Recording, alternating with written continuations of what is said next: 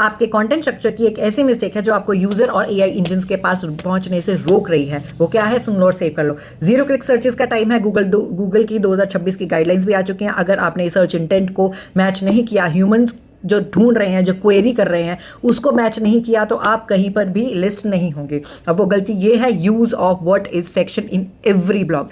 For example, आप AC repair services cost के बारे में लिख रहे हैं, तो आप उसके अंदर 300-400 शब्द तो ऐसे ही डाल देते हो। What is AC repair services, उसके व्हाट आर द उसके फीचर्स, उसके टाइप्स। जो अगर कोई यूजर कॉस्ट सर्च करने आ रहा है तो ऑब्वियस सी बात है उसे पता होगा कि एसी रिपेयर सर्विसेज में क्या आता है। वो स्पेसिफिकली ढूंढने आ रहा है, वो उसका इंटेंट ही कुछ और है, राइट। तो ये सब चीज़ें सिर्फ वर्ड्स वेस्ट कर रही हैं, गूगल को गुमराह कर रही हैं, आपके यूजर को गुमराह कर रही हैं। वो स्टार्टिंग में आएगा, देखेगा भाई इसने तो कुछ और लिखा हुआ है, मैं चला जाता हूँ, यहाँ से बाउंस हो गया। अब आपको क्या करना है? आपको स्ट्रक्चर को रीफ्रेज करना है। स्ट्रक्चर को कैसे? जैसे ही आपका पेज लोड हो, आप फर्स्ट पैराग्राफ में बताना है कि एस्टिमेटेड कॉस्ट क्या है।